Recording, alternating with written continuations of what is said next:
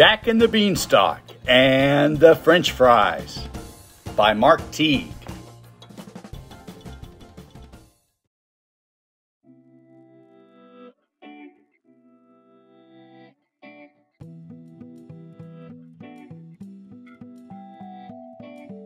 Jack lived with his mother in a small house at the edge of a village.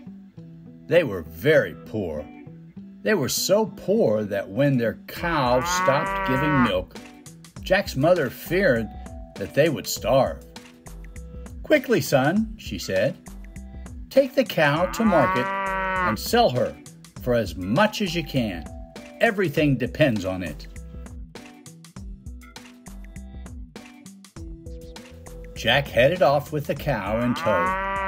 After a while, he stopped to rest, and when he did, a stranger appeared. "I will trade you these magic beans for that cow," said the old man. "Magic beans," said Jack. "You must think I'm a dodo." "Not at all," said the stranger, "and these beans are quite magical. Plant them, and you will have all that you desire." "Honest?" said Jack. What he desired at the moment was food. "Honest," said the stranger. So they made the deal, and Jack returned home with the beans. "Foolish boy," cried his mother, "you have ruined us." She tossed the beans out a window and sent Jack to bed without any supper. When he awoke the next morning, a strange light filled Jack's room. Giant leaves poked through the window. He stuck his head out and saw an enormous beanstalk growing in the backyard. "Ma!" he cried. Running downstairs, "Check out the beanstalk." "I already did, and look, I made us bean porridge for breakfast." Jack ate the porridge. It wasn't the best thing ever, but it beat starving. "Well, I guess our problem is solved," he said, and headed off to school. After that, Jack and his mother ate beans all the time. They ate bean salad and bean soup, pickled beans and refried beans, baked beans, minced beans, mashed beans, breaded beans, bean sprouts, and bean dip. After a while, Jack grew tired of beans. He dreamed of burgers. He dreamed of French fries. "Couldn't we have something else?" he grumbled, staring at his bean chowder. "Why would we want anything else?" said his mother. "Beans are nutritious and delicious, and best of all, they're free." And thanks to the magic beanstalk, there were always more of them. The stalk produced enormous quantities of beans. They grew through the spring, the summer, and the fall. Even in the winter, they kept coming. Jack's mother shared beans with the neighbors, and the neighbors' neighbors, and the neighbors' neighbors' neighbors. Soon the entire village was eating them. At first, everyone seemed grateful, but the feeling didn't last. At dinner time, Jack could hear the howls of children from blocks away. "Please," they cried, "no more beans." School was even worse. Kids glared at him over their bean-filled lunches. His classmates said, "It's all your fault. You never should have planted that thing." "I didn't," said Jack, "not really." But nobody believed him. Big kids threw bean sandwiches at him. Bullies chased him home from school. This has to stop, he thought, but he didn't know what to do. On his birthday, Jack was given a bean bag, a bean shooter, and a slice of bean cake topped with a dollop of ice bean. "That does it," he thought as he lay in bed. "The beanstalk has to go." Next morning, he grabbed a hatchet and stomped outside. He was about to give the stalk a good whack when the stranger appeared once again. "Wait," said the old man. "Aren't you curious what's up there?" "I know what's up there," said Jack. "Beans." "Don't be foolish," said the stranger. "Climb. Here, I'll give you a boost." Just then an angry mob appeared at the end of the street. Among them were the worst bullies from school. They carried torches and pitchforks. They chanted, "No more beans." One of them spotted Jack. "Look, it's the Bean Kid."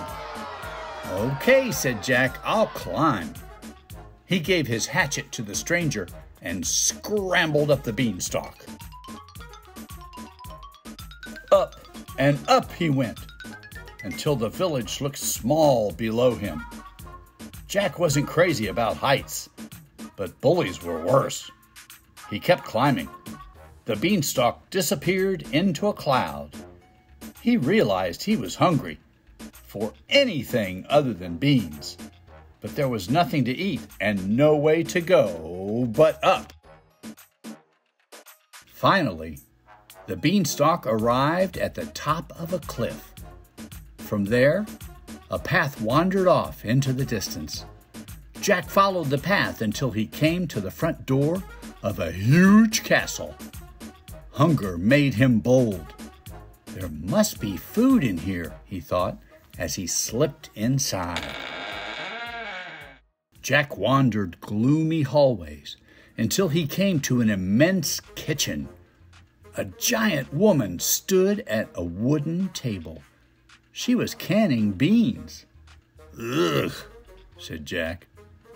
"What are you doing here?" she cried, dropping her can. "I was hoping for something to eat." "Silly boy, don't you know where you are? My husband is a giant, twice as big as me, and lately he's been very grumpy." "I'll bet it's the beans," said Jack. "Don't be ridiculous," she said. "Beans are nutritious and delicious, and best of all, they're free." But Jack was right. Ever since the mighty stalk had appeared, the giants had been eating nothing but beans, and Mr. Giant was sick of them. Loud footsteps sounded in the hallway. "Fee, fi, fo." "Say, what's for lunch?" "Quick," hissed Mrs. Giant. "You must hide." Jack dove headfirst into a flour barrel. A moment later, Mr. Giant strode into the kitchen. "Boy, am I hungry." "Good," Mrs. Giant said. "I made you a nice bean salad." "Bean salad!" he cried. "But all we ever have is beans, and I hate beans." "We love beans," she said, "and they're good for you. How do you think you got so big?" "Dunno, but you eat 'em, and you're puny." "I'm busy," she said. "Now eat your salad and stop complaining." The giant ate, but he didn't stop complaining. "Beans," he grumbled. "What I wouldn't give for a plate of French fries." Without thinking, Jack said, "Here, here." "What was that?" cried the giant, leaping to his feet. "Nothing," said the wife. "I know what I heard, and it came from that flour barrel." The giant stomped over to the barrel and plucked Jack up by his feet. He turned to his wife. "What is this?" "It's just a boy," said Mrs. Giant. "He was looking for something to eat." "Maybe he is something to eat. Look, he's already breaded." "Don't be disgusting," she said. "Yes," said Jack. "Don't be disgusting." The giant set Jack on the table, but he was still angry. "You know what's disgusting? Beans." He dumped a bushel on his head. "You see? Disgusting." He overturned another bushel and another.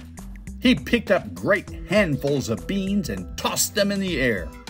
Soon beans were flying everywhere. Jack joined in. They made a terrific mess, and as they did, they chanted, "No more beans!" "Stop!" cried Mrs. Giant. "Both of you should be ashamed. If you don't like beans, plant something else." "Plant?" said Jack. "Something else?" said the giant. "A vegetable garden, you ninnies. With potatoes, for instance." "Why taters?" said her husband. "To make French fries," cried Jack. "Of course. We'll plant some right away." "First, you'll clean up this kitchen," said Ms. Giant. As soon as they were done, they headed down the beanstalk. The bullies were waiting at the bottom. "There he is!" they cried when Jack appeared. Jack wasn't worried. "Meet my friend," he said. Once the uproar died down and the bullies went home, Jack and the giant spent the rest of the day planting a garden. "Grow!" shouted the giant. "Patience," said Jack. Soon the giant grew bored and headed back up the stalk. But Jack tended his garden every day. The vegetables grew and grew. In fact, whatever magic had produced the beanstalk seemed to be working on the other plants as well. Before long, the backyard was bursting with carrots, corn, potatoes, tomatoes, and asparagus. Everything was enormous. There was so much food they didn't know what to do, so Jack and his mother cooked up a feast. The smell spread across the village and all the way up the beanstalk. By dinner time, everyone was there, even the giants. It was the most stupendous meal anyone could remember. They all agreed that the food was delicious and nutritious, and best of all, there were French fries. Mr. Bob Reed!